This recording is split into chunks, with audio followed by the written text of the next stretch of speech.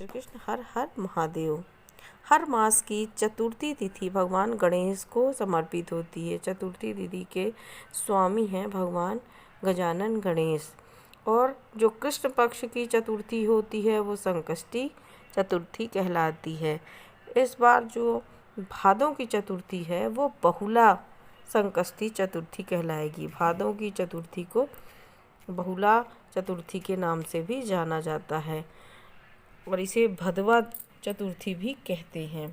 इस दिन गजानन गणेश का पूजन किया जाता है। गणेश का पूजन करने से हमारे कार्यों में आने वाले विघ्नों का नाश होता है, घर में सुख समृद्धि आती है, संपन्नता आती है, बुद्धि का विकास होता है, बच्चों को दीर्घायु की प्राप्ति होती है और बच्चों की बुद्धि भी प्रखर होती है। इसलिए गणेश जी का पूजन अवश्य ही करें। इस दिन निर्जल व्रत रहा जाता है और बहुत लोग जल फल के साथ करते हैं, लेकिन संभव हो तो आप निर्जल व्रत रखें तो बहुत शुभकारी होता है। अगर आपका स्वास्थ्य अनुकूल नहीं है तो जल और फल के साथ भी व्रत कर सकते हैं। इस दिन व्रत कैसे करें? प्रातःकाल आप जल्दी उठें, स्नान आदि करके शुद्ध हो जाएं, फिर अपने पूजन कक्ष में गंगा जल का छिड़काव करें और एक चौकी बिछाकर उस पर लाल या पीला कपड़ा बिछाएं, उस पर गणेश भगवान को स्थापित करें। यदि आपके पास फोटो है तो जल का छींटा देके पोंछ दें। यदि प्रतिमा है तो उनका अभिषेक करें। आप जल से अभिषेक कर सकते हैं, दूध से अभिषेक करते सकते हैं, दूध में आप केसर डाल के अभिषेक कर सकते हैं। उसके बाद फिर अगर आपने दूध से या पंचामृत से अभिषेक किया है तो उसके बाद आप शुद्ध जल से अभिषेक कीजिए।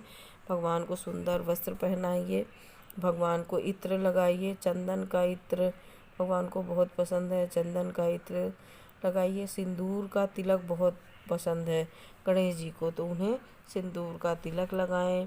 दुर्वा दल बहुत पसंद है, तो कम से कम 21 दुर्वा की एक गांठ बनाकर गणेश जी को समर्पित करें। ये दूर्वा कोई सामान्य घास नहीं है, बहुत चमत्कारी घास है। इसको चढ़ाने से हमारा राहु शांत होता है। इसके साथ ही साथ धन संपदा में भी वृद्धि होती है। गणेश जी को मोदक बहुत पसंद है, तो गणेश जी को मोदक अवश्य चढ़ाएं। आप काले तिल के लड्डू अवश्य चढ़ाएं, संभव है, क्योंकि काले तिल के लड्डू गणेश जी को बहुत पसंद है। वो आप चाहे एक ही चढ़ाइए, पर एक ही लड्डू चढ़ाइए, पर चढ़ाइए अवश्य, क्योंकि काले तिल जब हम चढ़ाते हैं ना तो ना केवल भगवान का भोग लगता है, बल्कि हमारे राहु केतु और शनि शांत होते हैं। साथ ही दरिद्रता भी दूर हो जाती है। इसलिए काले तिल का भगवान को भोग अवश्य लगाएं। भगवान को समी पत्र बहुत पसंद है, समी पत्र चढ़ाएं। जपा कुसुम, जिसे गुड़हल कहते हैं, भगवान को बहुत पसंद है, वो आप गुड़हल का फूल चढ़ाएं। फिर वहीं शुद्ध घी का दीपक जला के गणेश जी के सामने उनकी चालीसा का पाठ करें, उनके मंत्रों का पाठ करें। यदि आपके यहाँ बहुत संकट है और दूर नहीं होता लाख प्रयास करने पर, तो संकट नाशन गणेश स्तोत्र का 21 बार पाठ करें। पाठ नहीं कर सकते तो आप उसका आप मोबाइल पे चला लें या कैसेट में आते हैं वो चला लें, पर 21 बार ज़रूर उसको सुनें और खुद पढ़ें तो बहुत ही फ़ायदा होता है।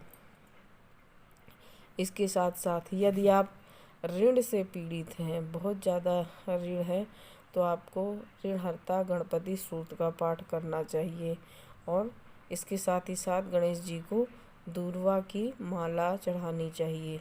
21 दूर्वाओं के 108 की आप आवृत्ति में माला बना लें और उसे चढ़ाकर फिर गणेश जी के समक्ष बैठकर ऋणहर्ता गणपति स्तोत्र का पाठ करें। इससे ऋण से मुक्ति मिलती है। आप निष्काम भावना से कर रहे हैं, भगवत कृपा प्राप्त करना चाहते हैं, तो ओम गम गणपतये नमः इस मंत्र का जाप कर सकते हैं या गणेश गायत्री मंत्र का जाप कर सकते हैं। ओम एकदंताय विद्महे वक्रतुंडाय धीमहि तन्नो दंती प्रचोदयात्। इस गणेश गायत्री मंत्र से भगवान का पूजन करें। या फिर बुद्धि की प्रखरता चाहते हैं या चाहते हैं कि आपके घर में सब कुछ अच्छा बना रहे, शुभ मंगलकारी रहे, बच्चों में बुद्धि का विकास हो, उनके सीखने की क्षमता विकसित हो, तो आप गणेश अथर्वशीर्ष का पाठ करें। इसके पाठ से भी बच्चों में बुद्धि का विकास होता है और कुशल मंगल बना रहता है, गणेश जी की कृपा प्राप्त होती है। तो आप इसका भी पाठ करें। कहीं कहीं बहनें इस दिन बहुला चौथ के दिन अपने भाइयों के लिए व्रत रहती हैं, तो वो भी अपने क्षेत्र के अनुसार अपने व्रत का पालन करें। इस दिन बहुला नामक गाय का भी पूजन किया जाता है, तो आप इस दिन गाय का पूजन करें। गाय को गुड़ और रोटी अवश्य दें। साथ ही साथ संभव हो तो गाय के लिए हरा चारा भी आप खिला सकें तो बहुत अच्छा है, पर घी और गुड़ रोटी अवश्य गौ माता को आप खिलाएं।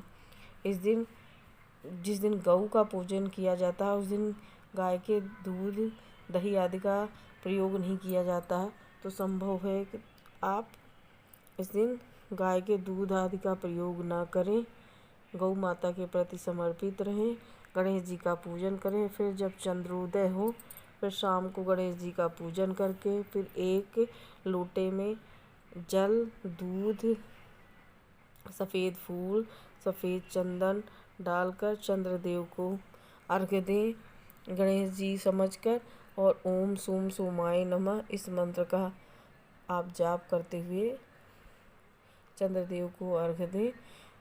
गणेश जी की पूजन चंद्रदेव का अर्घ्य देने के बाद ही पूर्ण माना जाता है।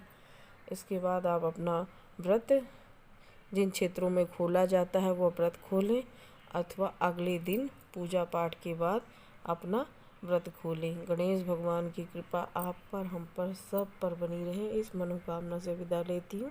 राधे राधे। जय श्री कृष्ण। हर हर महादेव।